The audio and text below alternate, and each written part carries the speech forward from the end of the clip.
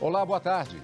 Vira e mexe, vemos nos jornais e nas redes sociais notícias e comentários sobre preconceito e violência contra a população LGBTI+. Uma realidade que deve ser combatida por todos. Hoje, no Dia Internacional contra a Homofobia, vamos falar sobre como a justiça brasileira atua para coibir essa prática no país. Esse é um dos destaques do Jornal da Justiça de hoje. E vamos aos outros. Supremo Tribunal Federal mantém competência em casos de mandatos cruzados de parlamentares. A Corte vai continuar responsável por procedimentos criminais contra deputados federais que se elegeram para o Senado e senadores que se elegeram para a Câmara dos Deputados. Ministros do STF declaram inconstitucional norma do Distrito Federal sobre a autonomia administrativa e financeira da Polícia Civil. E ainda, Superior Tribunal de Justiça considera ilegal redirecionamento de comunicações de investigado para os telefones da polícia. A substituição do chip do investigado por um chip da polícia, sem o seu conhecimento, tornaria o investigador um participante das conversas.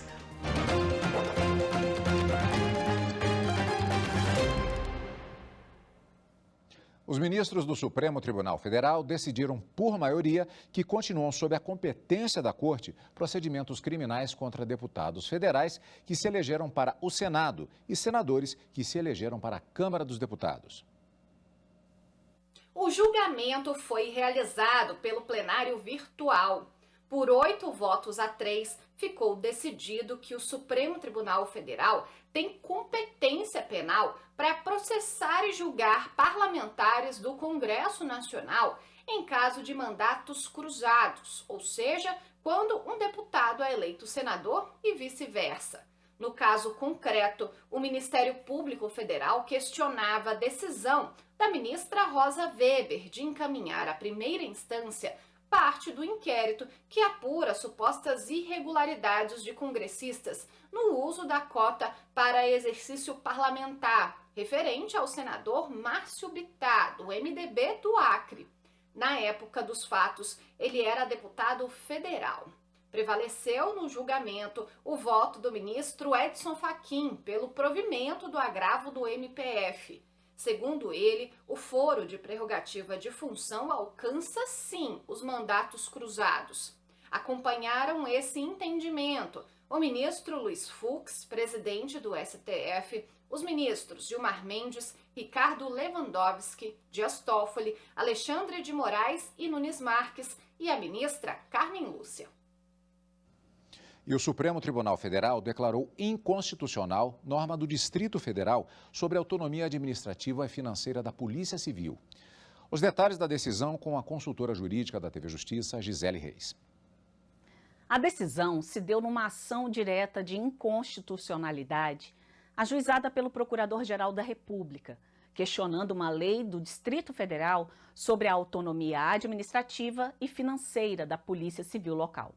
A legislação regulamenta a escolha do diretor-geral da Polícia Civil, estabelece diretrizes para a fixação de vencimentos dos policiais e organiza a estrutura e a composição de órgãos, departamentos, divisões e atribuições de cargos da instituição. A ação foi analisada na última sessão do plenário virtual e, por maioria, foi declarada inconstitucional. Prevaleceu o voto do ministro Alexandre de Moraes, relator da ADI, que se posicionou no sentido de que o DF não tem competência para disciplinar o conteúdo posto na lei impugnada. O ministro destacou que a Constituição Federal prevê ser da competência exclusiva da União organizar e manter a Polícia Civil do Distrito Federal e editar normas gerais de organização das polícias civis. Argumentou que, de acordo com as normas de distribuição de competências legislativas previstas na Constituição, o DF tem a possibilidade de legislar sobre sua própria Polícia Civil, desde que essa competência legislativa não importe na edição de normas gerais. Registrou ainda que a Polícia Civil é subordinada à autoridade do governador. A sexta turma do Superior Tribunal de Justiça considerou ilegal redirecionamento de comunicações do investigado para os telefones da polícia. O entendimento da sexta turma do STJ é que, ao contrário da interceptação telefônica, em que apenas são captados os diálogos entre o alvo interceptado e outras pessoas, a substituição do chip do investigado por um chip da polícia, sem o seu conhecimento, tornaria o investigador um participante das conversas, podendo interagir com o interlocutor e gerenciar todas as mensagens. Uma hipótese de investigação que não tem previsão na Constituição, nem na Lei 9.296 de 96, que regula a interceptação de telecomunicações em investigações criminais ou instrução processual penal. Por isso, a sexta turma do STJ manteve acórdão do Tribunal de Justiça de São Paulo, que considerou ilegal uma determinação judicial para que a operadora redirecionasse temporariamente para os telefones da polícia as chamadas e mensagens dirigidas aos chips dos celulares dos investigados. Para o TJ de São Paulo, além de constituir uma forma ilícita de interceptação, esse procedimento acarretaria a suspensão indevida da comunicação telefônica e telemática dos investigados. Em recurso ao STJ, o Ministério Público Federal sustentou que esse tipo de interceptação não seria ilegal e alegou que a medida judicial permitiria aos investigadores obterem em tempo real os dados enviados aos telefones dos investigados, como as chamadas recebidas e as mensagens por meio de aplicativos como WhatsApp e Telegram. A ministra Laurita Vaz, relatora do recurso, explicou que a substituição dos chips dos investigados por terminais da polícia permitiria aos investigadores, de fato, o acesso irrestrito a todo o conteúdo das comunicações, inclusive com a possibilidade de envio de novas mensagens pelo WhatsApp e exclusão de outras, e não deixaria absolutamente nenhum vestígio e jamais seria recuperada para servir de prova em processo penal. Ao negar o recurso do Ministério Público, a relatora considerou correto o entendimento do TJ de São Paulo, no sentido de que a interceptação telefônica e telemática só pode ser autorizada nos estritos limites da lei, por ser uma exceção à garantia constitucional da inviolabilidade das comunicações. O Superior Tribunal de Justiça e a Embaixada da Paz vão realizar, na manhã do dia 27 de maio, o seminário Diálogos pela Paz e Justiça. O evento vai reunir autoridades e especialistas nacionais e internacionais para debater questões relacionadas à promoção da paz e à concretização da justiça. Entre os convidados do evento estão o ex-presidente do Timor-Leste, José Manuel Ramos Horta, e o indiano Kailash Satyarthi, vencedores do Prêmio Nobel da Paz em 96 e em 2014, respectivamente. O seminário será transmitido ao vivo pelo canal do STJ no YouTube. Além do presidente do STJ, ministro Humberto Martins, a abertura do seminário contará com a participação do presidente do Supremo Tribunal Federal, ministro Luiz Fux, e da embaixadora da Paz, Maria Paula Fidalgo. E você vai ver a seguir no Dia Internacional contra a Homofobia. Vamos falar sobre a atuação da justiça brasileira para coibir a prática no país. Nós voltamos já.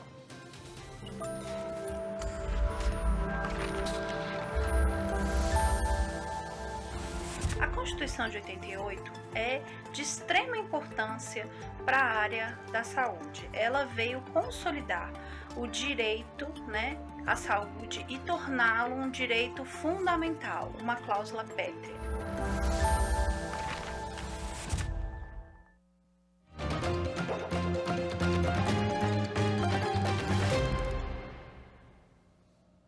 Hoje é o Dia Internacional contra a Homofobia. A data foi escolhida porque, em 17 de maio de 1990, foi retirada a classificação homossexualismo da lista internacional de doenças. De lá para cá, muita coisa mudou, mas a população LGBTI+, ainda sofre muito preconceito e violência. Por isso, a justiça brasileira atua para coibir esses casos. Eu queria deixar claro que a transfobia mata. Todos os dias. Não são qualquer mortes, não podemos desmerecer nem desqualificar as pessoas que estão morrendo. O desabafo é da primeira advogada trans da OAB do Rio de Janeiro e também a primeira a falar na tribuna do Supremo Tribunal Federal. Maria Eduarda representou a Associação Nacional de Travestis e Transsexuais, apresentando ao Supremo dados que indicavam omissão do Poder Legislativo para criminalizar a transfobia e homofobia. O julgamento foi concluído em junho de 2019. E o voto do relator, ministro Celso de Mello, marcou a história do judiciário brasileiro. ao determinar que os crimes de homofobia sejam julgados com base na lei do racismo, enquanto não for criada uma lei específica. Na medida em que atos de homofobia e de transfobia constituem concretas manifestações de racismo, compreendido este em sua dimensão social, o denominado racismo social. Os direitos da população LGBTI+, têm sido reforçados com decisões do Supremo Tribunal Federal. Em 2019, a ministra Carmen Lúcia cassou liminar da Justiça Federal de Brasília, que tinha autorizado psicólogos a aplicarem terapia como tratamento contra a homossexualidade, a chamada cura gay. Em outra decisão mais recente, o ministro do STF, Luiz Roberto Barroso, permitiu a presas transexuais e travestis escolherem se vão cumprir pena em presídio feminino ou masculino. Apesar dos avanços na justiça, a comunidade LGBTI+, reclama da falta de atenção das autoridades. A principal queixa é que, mesmo após a classificação da homofobia como crime, faltam instrumentos para coibir a prática, o que deixa uma sensação de impunidade. O Estado brasileiro, ele ignorou, já vão fazer 2 anos da decisão e ele continua ignorando. Né? Não há uma orientação para essa tipificação, não há, e os estados profissionais na ponta são muito dúbios quanto a isso, né? Ficam sem saber como agir, e o que acontece é que a gente não está vendo a capilaridade disso na ponta, né? Para repercutir o assunto, conversamos agora com o advogado Paulo Iotti, a quem, antes de mais nada, agradeço pela presença conosco aqui na TV Justiça. Doutor Iotti, em 2019, o Supremo deu um prazo para que o Congresso criasse uma lei contra homofobia e transfobia. Eu gostaria de fazer um vínculo com a frase que ouvimos agora a respeito da capilaridade das questões políticas. A falta de uma legislação, isso faz com que haja uma movimentação negativa por parte da própria sociedade. O senhor é militante da área específica, acompanha de perto essas questões. Houve algum avanço com relação a essa questão legal e de políticas públicas nesses anos? Boa tarde, agradeço muito o convite, o interesse nesse tema. Hoje é o Dia Internacional de Enfrentamento da Homotransfobia, muito bem descrito pela matéria. No Congresso Nacional, infelizmente, a gente não teve nenhum avanço. Enquanto o tema estava em julgamento no primeiro semestre de 2019, até teve 1 ou 2 projetos, mas que não andaram no Congresso, como infelizmente é comum em tema de omissão inconstitucional. No Brasil, infelizmente, quando o Supremo Tribunal Federal fala para o Congresso que a Constituição exige uma lei, que o Congresso está em mora inconstitucional, o Congresso não se sente obrigado a criar a lei, como o ministro Gilmar Mendes até destacou nesse julgamento. Então, não houve lei. O Supremo até não fixou prazo nesse caso. Eu soube, assim, uma interpretação possível é que o Supremo deu prazos outras vezes e o Congresso não cumpriu. Mas, assim, o Tribunal realmente conclamou o Congresso Nacional a aprovar uma lei que criminalize de forma específica a homotransfobia, mas enquanto isso não acontecer, a homotransfobia foi considerada como crime de racismo, não por analogia. Quem diz que o Supremo legislou fez analogia, ou não leu a decisão, ou está deturpando ela de má fé, porque a decisão explica que ela não fez isso. Então, a gente está se aplicando a lei antirracismo, porque a homotransfobia se considera como crime por raça. A lei antirracismo separa raça, cor e etnia em conceitos diferentes, raça é mais amplo. Então, os crimes por raça, na interpretação literal, abarcam a homotransfobia. Eu entendo que se o Congresso aprovar uma lei específica, a homotransfobia vai continuar sendo racismo. Se criarem uma lei de discriminação por etnia contra indígenas, por exemplo, vai continuar sendo racismo, vem uma lei própria. Mas, assim, enquanto o Congresso não cria uma lei específica, aplica-se a Lei 7716, que é a lei antirracismo, pela homotransfobia ter sido considerada espécie de racismo. Doutor, eu gostaria de aprofundar, inclusive, nesse ponto, porque há uma situação precedente, que foi um julgamento que ficou famoso na época, em que se tratava de um editor do Rio Grande do Sul que tinha publicações antissemitas e se falava exatamente, é racismo, os judeus não são necessariamente uma raça, não se aplica, e o Supremo decidiu que o objetivo da lei era exatamente o combate aos crimes de ódio. Seria mais ou menos uma situação semelhante que nós temos nessa aplicação, nesse entendimento? Esse julgamento que você cita, o famoso caso Elvanger, o habeas corpus 82424, ele é uma das grandes bases dos processos. As ações que eu movi pela BGLT, o MI 4733 e pelo PPS, ou Cidadania ADO 26, a gente cita esse julgamento. Quando o caso chegou no Supremo, embora a discriminação por religião tivesse na lei expressamente, se fosse um crime de discriminação não racista, ele estava prescrito, teve voto vencido nesse sentido. O Supremo falou que não, que o antissemitismo, a discriminação contra judeus, é espécie de racismo, porque o projeto Genoma, um mapeamento da genética humana, finalizado, salvo engano, em 2001 ou por ali, acabou de vez com a crença de que a humanidade é formada por raças biologicamente diferentes entre si.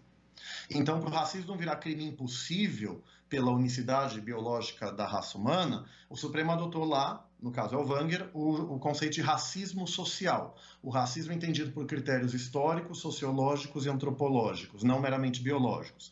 Então, o Supremo falou que racismo é a inferiorização de um grupo social relativamente a outro. Aí as ações falam, e o Supremo concordou. Se racismo é a inferiorização de um grupo social relativamente a outro, a homotransfobia é espécie de racismo. Você inferioriza a população LGBTI+, relativamente à população heterossexual e cisgênera. E o Supremo agora ele até especificou mais esse conceito. Então, numa síntese, racismo é a inferiorização de um grupo social relativamente a outro, num sistema de relações de poder, porque não existe racismo reverso, em que um grupo dominante oprime, desumanizando um grupo dominado, para controlá-lo, eventualmente eliminá-lo e assim excluí-lo do sistema geral de garantia de direitos. Se você lê a tese do Supremo, esse é o conceito de racismo dele. Então, a interpretação literal dos crimes por raça, não interpretação extensiva, não analogia, a interpretação literal dos crimes por raça abarca a homotransfobia. Essa é a tese que o Supremo Tribunal Federal concordou. Então, isso me permite um desabafo muito rápido. Eu fico chocado e muito triste com a comunidade jurídica, até professores de peso, criticando a decisão aparentemente sem ler. Quem fala que o Supremo teria legislado porque não está escrito orientação sexual e identidade de gênero, não enfrentou tudo isso que eu falei, que está escrito. E a minha doutrina é citada pelo ministro Celso nesse julgamento.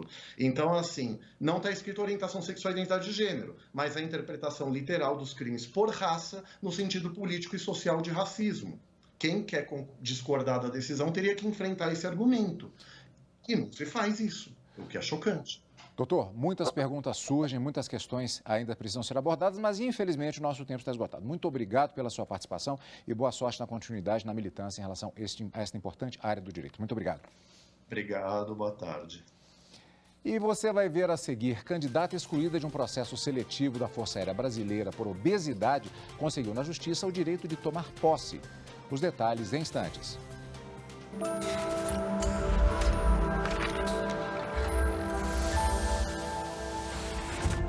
Uma das principais características da nossa Constituição de 88 é a cristalização de direitos e deveres esculpida no artigo 5º. Temos uma escolha constitucional de reforçar os direitos fundamentais. Não é à toa que o nosso rol do artigo 5º é tão extenso. Deixamos de lado um passado ditatorial e firmamos a vocação dessa Constituição cidadã.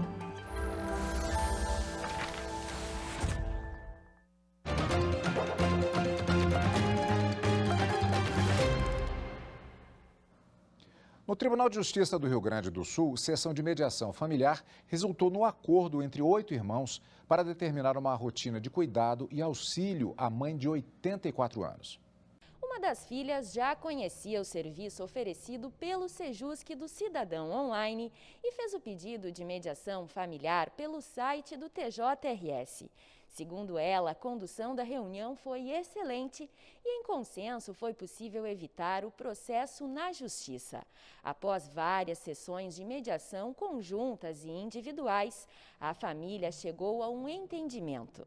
Cada irmão se comprometeu com um valor mensal de auxílio financeiro para com a mãe e dividiram os cuidados, em que a mãe ficará durante o dia com uma filha e durante a noite com a outra. Ainda nesse atendimento fizemos uma votação para escolher o procurador que irá representar a mãe no órgão do INSS e nas instituições financeiras. É um trabalho ágil, né, com respostas imediatas, que no meu caso foi, né, e eu, em nome dos meus 8 irmãos, ficamos muito satisfeitas com o resultado. Uma candidata excluída de um processo seletivo por obesidade conseguiu na Justiça o direito de tomar posse no cargo de dentista da Força Aérea Brasileira. Ao analisar o caso, o relator juiz federal convocado Rafael Paulo Soares Pinto considerou que não consta nos autos o motivo que impossibilitaria a candidata de executar as atividades do cargo, que não exige grande capacidade física.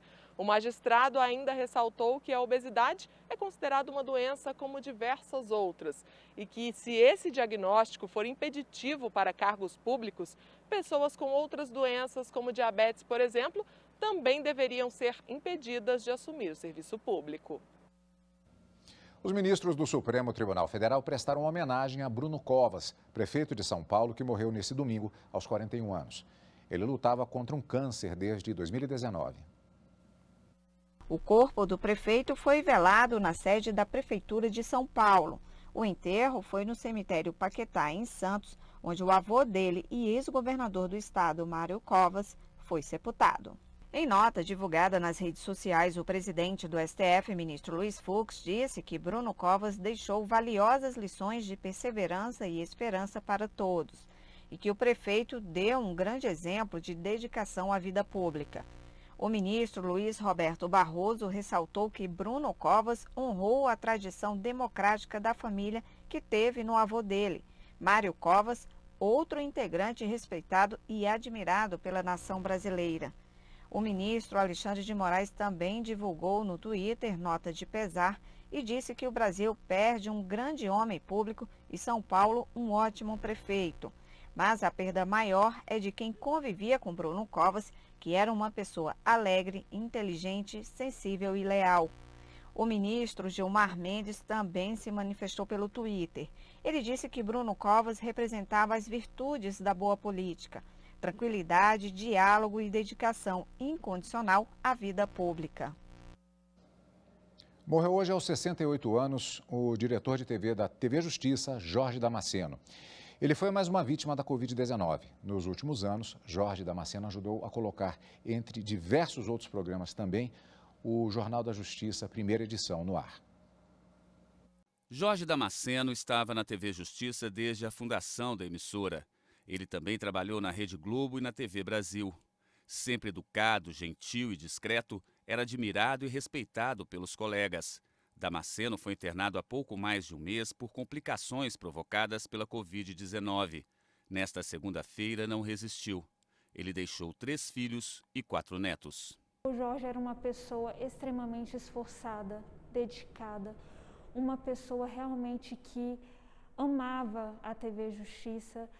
Era muito generoso, muito parceiro, uma pessoa muito fácil de trabalhar, um super companheiro. Vai fazer muita falta como amigo, como professor. Era uma pessoa que no dia a dia sempre tinha muito, mas muito mesmo, a nos ensinar. A experiência que tem passado para nós como homem e como diretor de TV. Fica aqui a minha tristeza, fica o meu lamento. Eu perdi um grande amigo, né? Como todos nós da TV perdemos. E que Deus guarde ele no bom lugar.